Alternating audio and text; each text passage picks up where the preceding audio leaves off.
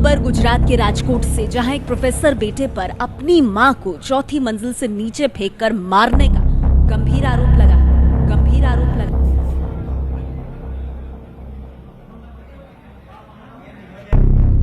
Imagine करो कि तुम कोई क्राइम कमिट करते हो, उसके बाद वो सारी चीज़ें चलती हैं एंड एकदम से चीज़ें शांत हो जाती है, बिल्कुल किसी को पता ही नहीं चलता कि ऐसा आपने किया है।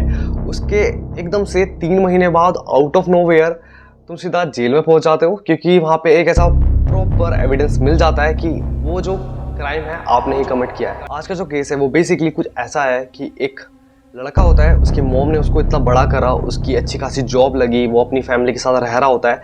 जब वो बूढ़ी होनी स्टार्ट होती है, उनका एक ऐसा पीरियड आता है जहाँ पे वो अच्छे से खड़ा नहीं हो सकती, खा नहीं सकती, वो तुम्हारे ऊपर डिपेंड हो जाती है। एंड उस टाइम पे वो जो लड़का है, उनसे ऐसा पीछे छुड़ाने के लिए, उनसे जान छुड़ाने के लिए उनको अपने बिल्डिंग की रूफटॉप में से नीचे आज हम बात करने वाले हैं संदीप नटवानी के बारे में। संदीप नटवानी एक 36 ईयर ओल्ड आदमी होता है जो कि अपनी एक डॉटर और अपनी वाइफ के साथ राजकोट में रहा करता था। संदीप की काफ़ी अच्छी खासी जॉब थी गवर्नमेंट फार्मेसी कॉलेज में as a assistant officer. Sandeep की 2 सिस्टर्स और भी होती हैं, जो कि एक मैरिड होती है और एक अनमैरिड होती हैं। तो यहाँ पे जो है संदीप की मॉम जो है वो उनके पास नहीं रहा करती थी, वो रहा करती थी जमुनानगर में। उनका नाम था जयश्री, जो कि एक 64 ईयर ओल्ड लेडी होती हैं, जो कि एक रिटायर्ड टीचर होती हैं। संदीप की मदर जामनगर से आ जाती है राजकोट, क्योंकि उनको ये चीज़ पता चल चुकी होती है कि उनको जो है ब्रेन हेमरेज है। अगर मैंने इस वीडियो में जामनगर को जमुनानगर बुला दिया हो तो सॉरी, बट यहाँ पे जो है वो जो है जामनगर में रहा करती थी। वो अपने ट्रीटमेंट के लिए जो है वो राजकोट आ जाती है संदीप के पास, क्योंकि संदीप अपने घर का एक लौता लड़का होता है जो कि उनकी देखभाल कर सकता था। उनकी तबीयत इतनी ज़्यादा ख़राब होनी शुरू हो जाती है कि उनको यहाँ पे खुद से कुछ भी चीज़ करने में बहुत ज़्यादा प्रॉब्लम आती थी। यूरिन पास करने में प्रॉब्लम आती थी, उनको यहाँ तक चलने में भी प्रॉब्लम आती थी, खाने में प्रॉब्लम आती थी। यहाँ पे इतनी सारी प्रॉब्लम्स होने के कारण जो यहाँ पे है संदीप की वाइफ, उनको काफ़ी सारी प्रॉब्लम्स आती है कि ये देखभाल कैसे करी जाएगी। एंड जो भी यहाँ पे चीज़ें होती थी वो काफ़ी ज़्यादा उनको लेकर टेंशन में रहा करती थी। और यहाँ पे उन दोनों के बीच में, संदीप और उनकी वाइफ के बीच में लड़ाई होना शुरू हो जाता है कि यहाँ पे हम कैसे मैनेज करेंगे, यहाँ पे ये सारी चीज़ें हो रही हैं। उनको बेसिकली यहाँ पे इतना ज़्यादा प्रेशर फील हो रहा होता है उनकी मदर को देखभाल करने के लिए, टेक केयर करने के लिए, कि उनके बीच में आए दिन लड़ाई होना शुरू हो जाता है। ये दिन था 27 सितंबर 2017। संदीप की मदर जयश्री की बॉडी उनके दर्शन बिल्डिंग के कंपाउंड पर पड़ी मिलती है। वहाँ पे जो भी एक गार्डनर काम किया करता था वो ये चीज़ को नोटिस करता है और जाता है सीधा 3rd फ्लोर पे, और वहाँ पे जाके वो संदीप को इन्फॉर्म करता है कि ऐसी सारी चीज़ें हो चुकी हैं। जैसे ही संदीप कंपाउंड पे पहुँचता है नीचे एंड देखता है अपनी मदर्स की बॉडी को, तब वहाँ पे वो इतना ज़्यादा शॉक रह जाता है, इतना ज़्यादा रोने लगता है उस चीज़ को देखते हुए कि ये सारी चीज़ें कैसे हुए एकदम से। वहाँ के जितने आसपास के लोग होते हैं सोसाइटी के, वो वहाँ पे इकट्ठा हो जाते हैं और वहाँ पे वो सारी चीज़ों को देखते हुए उनको पता चल जाता है कि ये जो केस है एक सुसाइडल केस है। जब वहाँ पे पुलिस आ जाती है इन्वेस्टिगेट करने के लिए कि सारी चीज़ें कैसे, क्या चीज़ें हुई, जब यहाँ पे संदीप से पूछा गया ये सारी चीज़ें कैसे हुई, तो यहाँ पे संदीप बताता है कि जो उनकी मदर होती है वो उनको चलने में दिक्कत होती है, उनको खुद से यूरिन पास करने में दिक्कत होती, खाना खाने में दिक्कत होती थी, और इस चीज़ को वो काफ़ी टाइम से सफ़र करती आ रही थी, अपनी इस प्रॉब्लम को, ब्रेन हेमरेज को, जिस वजह से उन्होंने जो है शायद से ऐसा कदम उठाया। संदीप ने बताया कि वो अपनी मदर को सुबह डेली सूर्य जल चढ़ाने के लिए उनको छत पर लेकर आता था।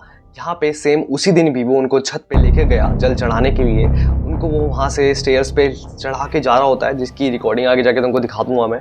यहाँ पे वो लेके जाता है जल चढ़ाने के लिए। जब वो ऊपर उनको ले जाता है तो वहाँ पे जो है कुछ वो आसपास के जो नेबर्स होते हैं उनकी हेल्प भी लेता है ऊपर चढ़ाने के लिए, जिनमें से उनको इस वजह से यकीन काफ़ी ज़्यादा हो जाता है पुलिस वालों को कि जब आसपास के वहाँ के नेबर्स बताते हैं कि इनकी प्रॉब्लम जो है वो काफ़ी टाइम चलती आ रही है, इनकी मदर्स की, और इनको हम काफ़ी बार हेल्प भी करते थे ऊपर और नीचे ले जाने के लिए, तो यहाँ पे शायद से ये केस हो सकता है कि वो सुसाइडल हो। लेकिन उस दिन 27 तारीख को वो सेम जैसे कि रोज़ाना अपनी मदर को ऊपर जल चढ़ाने के लिए सूरज को ले जाता था, उस दिन भी वो ऐसे ही लेके जाता है और वहाँ पे वो अपनी मदर को रख देता है और नीचे चले जाता है, जल लेने के लिए, क्योंकि उनको जो है वो जल चढ़ाना होता है सूरज को। लेकिन यहाँ पे संदीप बताता है जैसे ही वो नीचे अपने रूम में पहुंचता है जल लेने के लिए, तभी कुछ टाइम बाद एकदम से गार्डनर आता है, उनको इन्फॉर्म करता है कि ऐसी सारी चीजें हो चुकी हैं। पुलिस वालों को कहीं ना कहीं तो शक होता है ये सारी चीजें सुनकर, लेकिन जब आसपास के नेबर्स होते हैं या जो भी आसपास के सोसाइटी वाले लोग वहाँ पे रहा करते थे वो सारी चीजों को बताते हैं, तो उनको कहीं ना कहीं विश्वास भी हो जाता है थोड़ा बहुत। और यहाँ पे कोई भी आई विटनेस या फिर कोई भी प्रूफ ना मिलने के कारण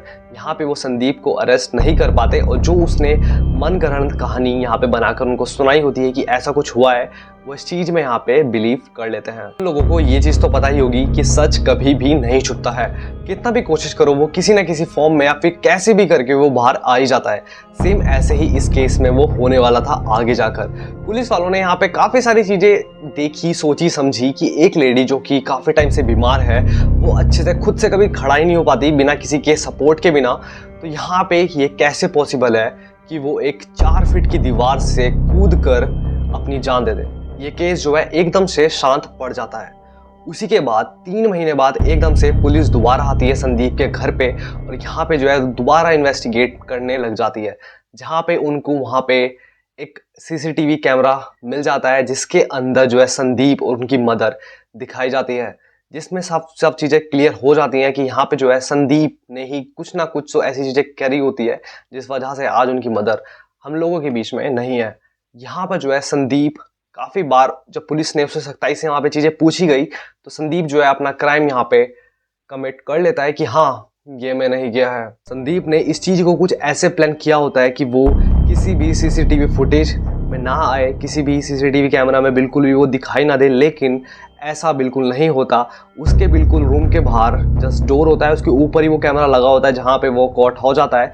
ऐसी सारी चीज़ें करते हुए कि जिस दिन पता चलता है वहाँ पे जो है पुलिस वाले बेसिकली वहाँ पे वो बिल्कुल नॉर्मल फुटेज है, वो जैसे ऊपर अपनी मॉम को ले जा रहा होता है हेल्प करते हुए सीढ़ियों के आराम से, लेकिन यहाँ पे पुलिस वाले जो है वो टाइमिंग नोट कर लेते हैं। यहाँ पे वो नीचे आता है और वो काफ़ी टाइम लगा देता है ऊपर जाने के लिए। यहाँ पे जैसे कि जल तुम नीचे अगर लेने जा रहे हो कोई भी वाटर बोतल, तो तुमको कितना लगेगा टाइम? हद से हद 20 सेकंड 30 सेकंड इतना तुमको लगेगा ऊपर से नीचे आने में और दोबारा ले जाने में। यहाँ पे जो है पुलिस वाले जो है वो बेसिकली टाइम को नोट कर लेते हैं। यहाँ पे जो मेन कारण बताता है कि उनकी मदर के कारण उनके बीच में काफ़ी ज़्यादा लड़ाइयाँ होनी शुरू हो जाती थी उनकी वाइफ को लेकर कि ये सारी चीज़ें कैसे मैनेज होगी, इन सारी चीज़ों को हम कैसे करेंगे।